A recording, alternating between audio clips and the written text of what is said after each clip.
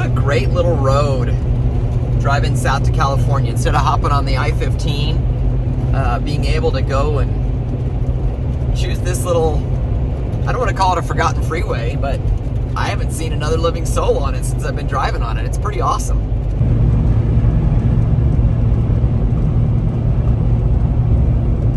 So I just learned that this little highway is called the Old Spanish Trail. I've heard of that. I don't know much about it, but kind of awesome. I'm on the Old Spanish Trail. I don't really speak Spanish, but I do speak trail.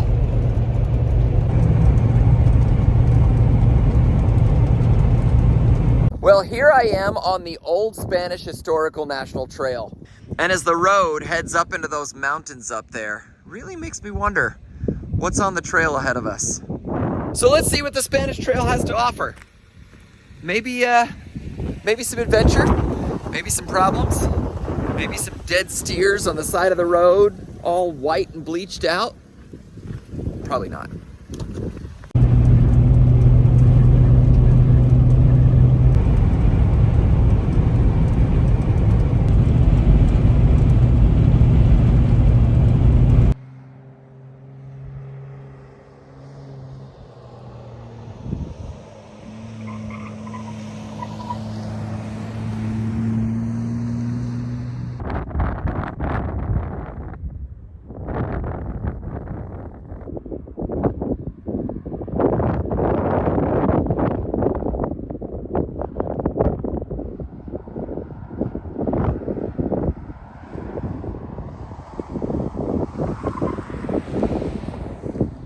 So according to this, the Old Spanish Trail is a combination of footpaths made by indigenous tribes that were later used by pioneers and others.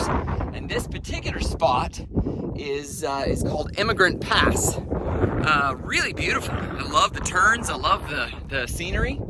This is a lot of fun.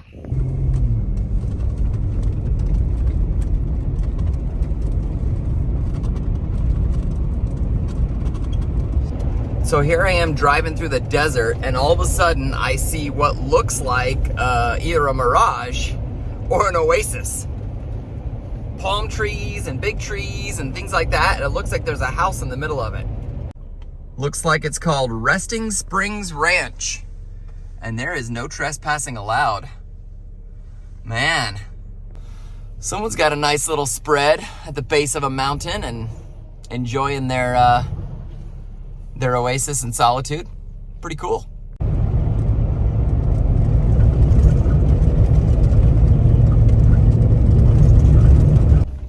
So I just flipped around because I saw this little dirt road and it looks like it leads to the top of the mountain. I don't know how far up I'll get.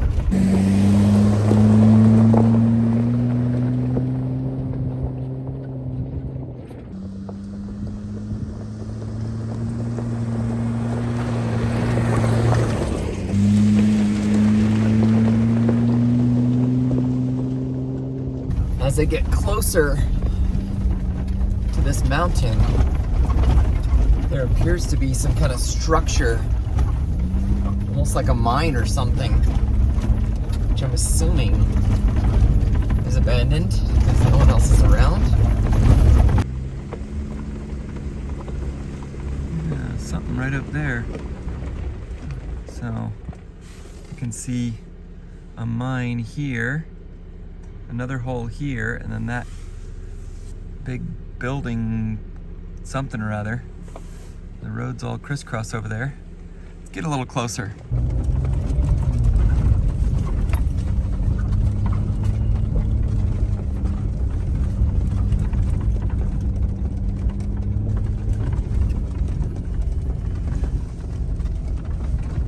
All right, so we're up on the top of this hill now.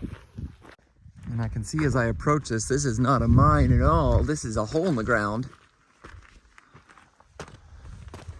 A little tunnel through this. This must be a place where they captured, caught, and distributed stuff. Maybe this was like a chute that they used to dump all the stuff. interesting, which means if we were to climb up over that little ridge, this would probably be a little hollowed out basin. You know, I'm always curious to know how things like this came to be. I try and picture what it was like when it was actually being used. Try and understand how they built it, how they put it all together. Whoa. This is tricky. Whoa!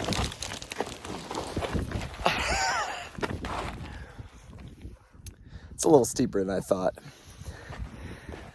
And probably harder to film with one hand without using both hands. Yeah, maybe not.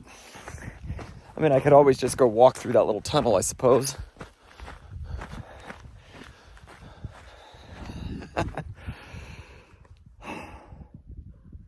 Beautiful country, this California. Wish there were more trees. I thought California had lots of trees. It does, of course. Just not right here. In the Death Valley area, there's not a lot of trees.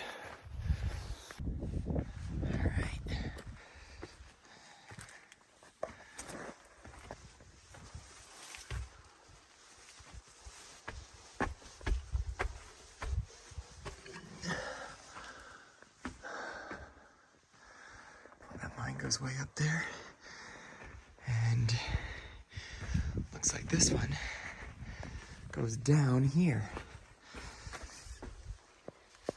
but it's all caved in.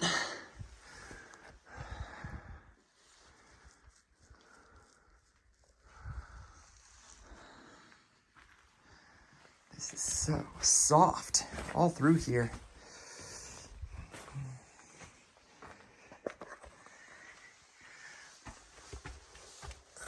Looks like,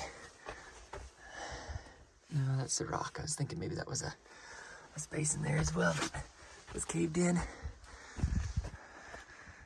Well, I have no idea what mine this is, what purpose it had, how long it's been here, but it's always fun to come check out.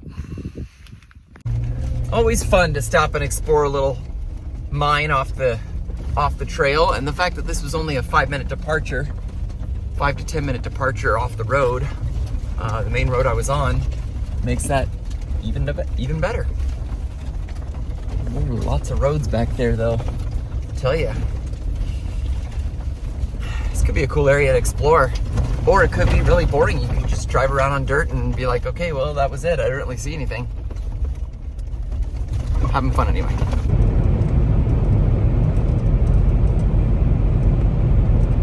My gas mileage has not been great on this trip. I think right now I'm averaging 12.2. I'm 103 miles to empty. I'm confident I'll find a gas station before then. And I've got my little Rotopacks, which is 2.5 gallons, but at this rate of consumption, that's only gonna give me an extra 25 miles.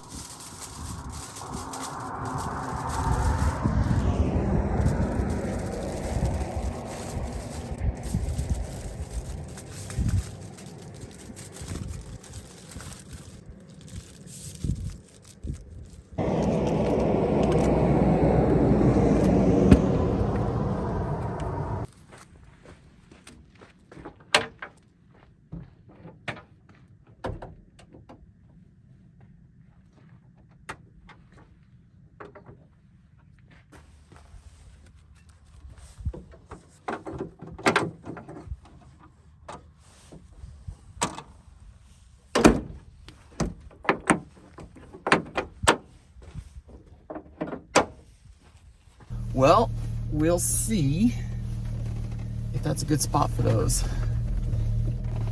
I want to warm those dogs up a bit before lunchtime. Those chili cheese cheddar wurst hot dogs are pretty awesome. And when you put them on your engine for a little bit, which is nice and warm already, they cook perfectly. Even if you don't want to eat them right away, you can leave them on there for an hour or so and they'll stay just perfectly warm until you're ready to eat them.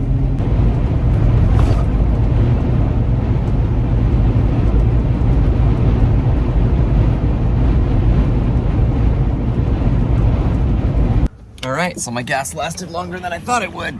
I still have a quarter of a tank, and I can fill up here in glorious Baker, California.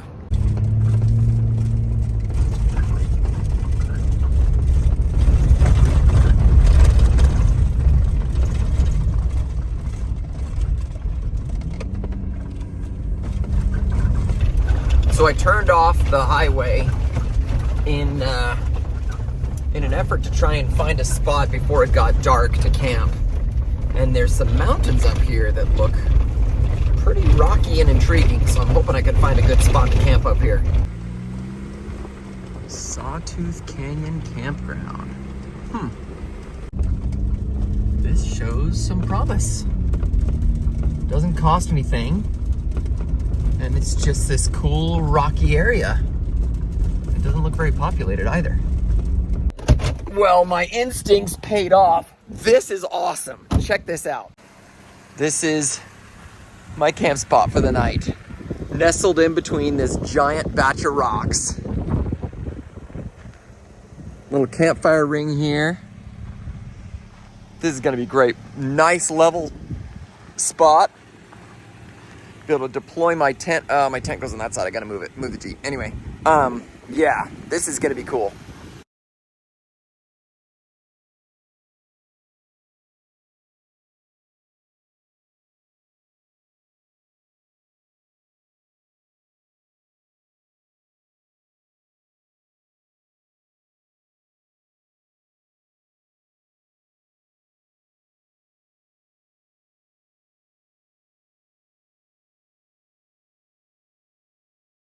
I can't believe my good luck in finding this spot. I love it. I absolutely love it. And there's no one here. I think there's a camper like way over there, but like I feel like I've got the place totally to myself. Really, really cool. Just getting settled, getting my stuff put up in the tent, and then I'll do my arranging and stuff inside the tent. And I'll show you that here in a minute. Yeah, boy, this is cool.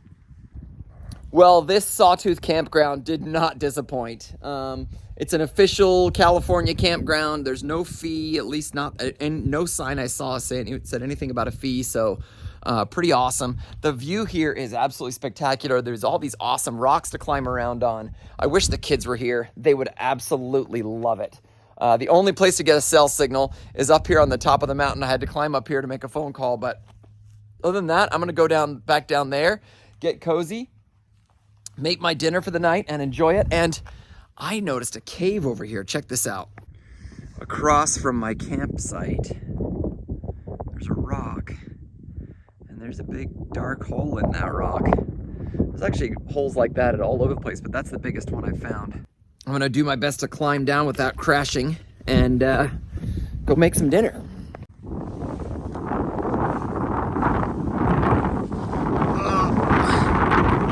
Hunch shoes are really grippy. I love them.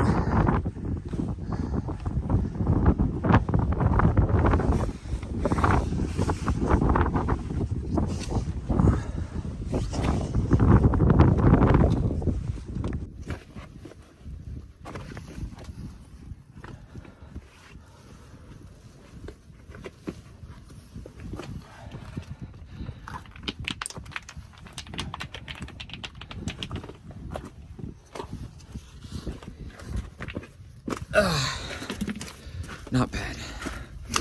Not bad at all. That was a lot of fun. All right, let's make some dinner.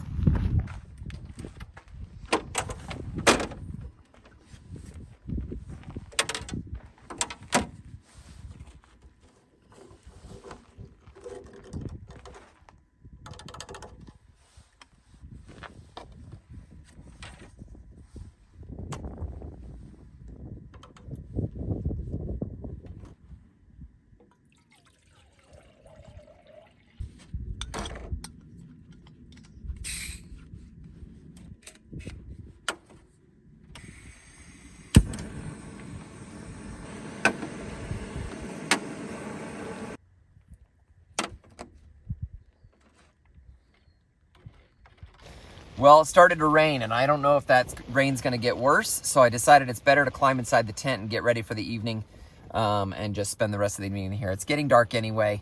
It's been a fun time setting up. I'm really excited about this spot. I've got enough supplies in here that if it continues raining, throughout tomorrow morning, that I'll be able to just hang out in the tent all day if I need to, and weather the storm. The forecast looked like most of the rain was going to be further south, which is another reason why I didn't continue the hour-long drive to get down all the way down to Big Bear. But this spot here in the Sawtooth campground is perfect. I'm going to hang out here this evening. I hope you enjoyed today's video. This is day 2 of my little trip, and I'm excited to see what's happening tomorrow. And it's a lot of fun just to kind of not have a plan, but just kind of truly overland, just enjoying the journey, exploring around, seeing where the road takes me.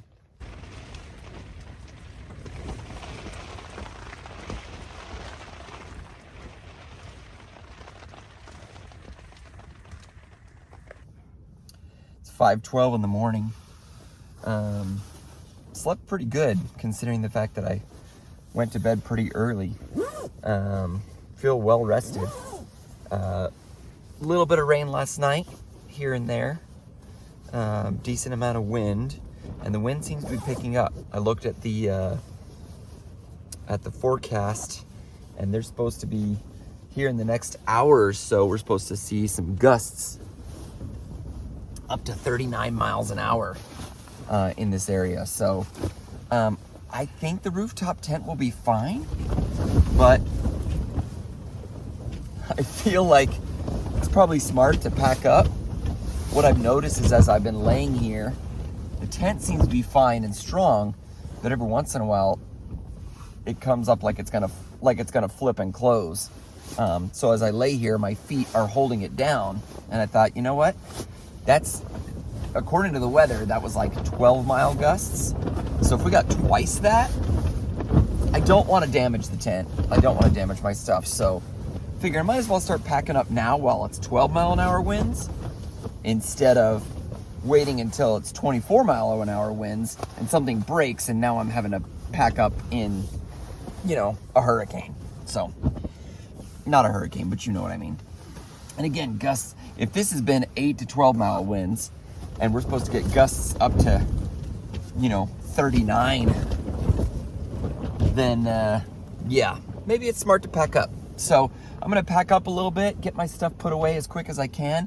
The tricky part is going to be putting the tent away and keeping it folded and then getting the cover on it. This is where having a hard shell rooftop tent could probably come in handy, because all you got to do is just pull it down and lock it in place. Whereas this, I've got to fold in half, and then I've got to try and get that cover up on top of it without it blowing away. So might be a little bit of a chore, but part of the adventure. I've loved having this box right outside my window to make it easy to put stuff away from right inside the tent.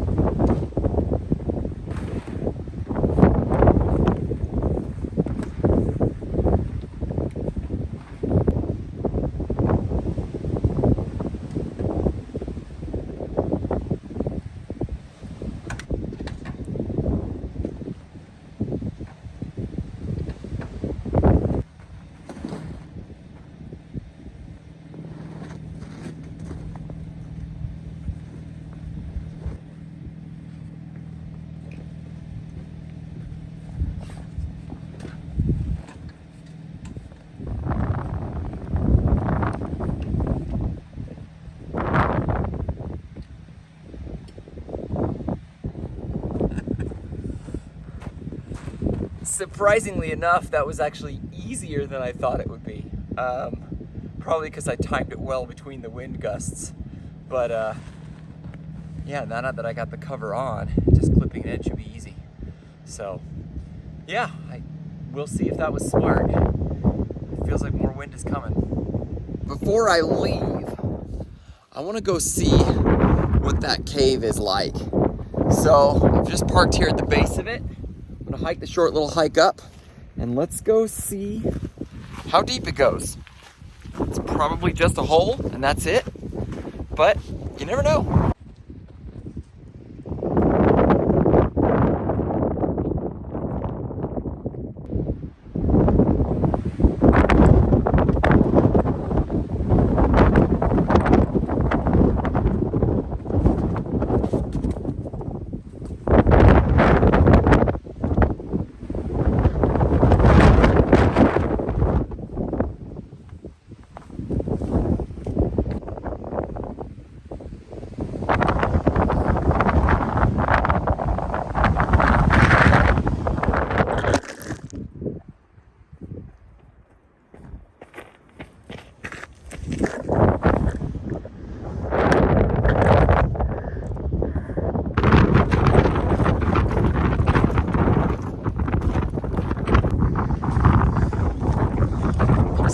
Expected. Make sure I get the right approach here. But it's almost like stairs.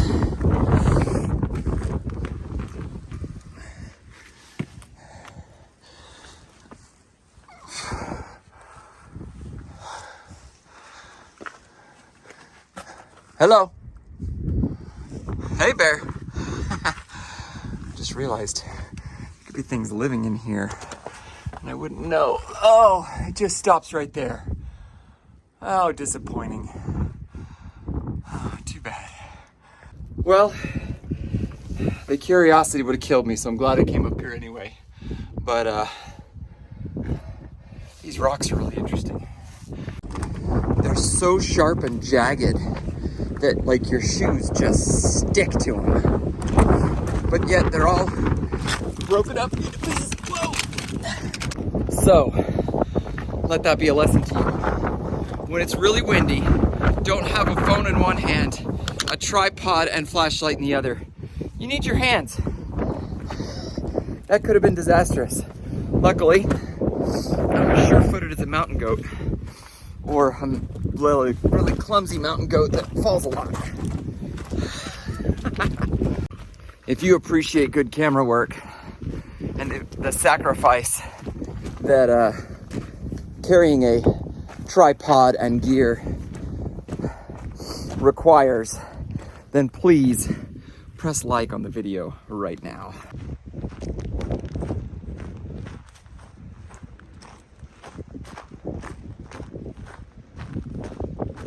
This has been and continues to be 1111Overland. The sunrise is just at that perfect point. It's illuminating everything. It looks all golden and beautiful. And the last 3 miles is going to take like 45 minutes. Makes me wonder what I'm getting into. Even with the snow. Really gorgeous. Well, it's getting to a point where I'm slipping pretty bad, and I've got 4 low and lockers on. Slowly make my way back down without slipping. I'm gonna take the beach road up the coast and see if I can't find a great camping spot. Look at this. Go up this little hill, and I got the ocean. Oh, I'm pleased. This is gonna be great. Let's get camp set up.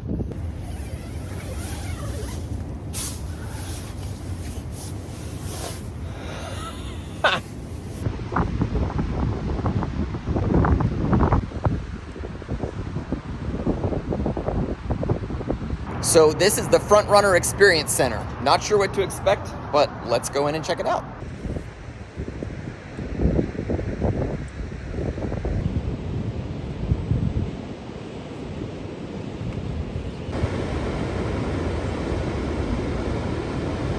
Driving through the mountains here has been a lot of fun.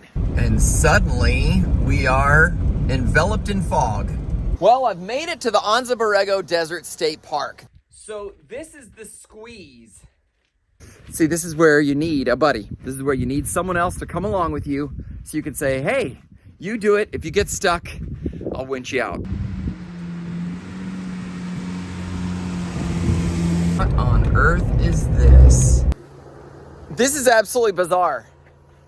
I've never seen a palm tree forest like this. There could be anything back there. Well, the sun is already set behind those mountains. And I don't have a place to sleep tonight. This is quite the desolate place. I feel like I'm on the surface of the moon or Mars.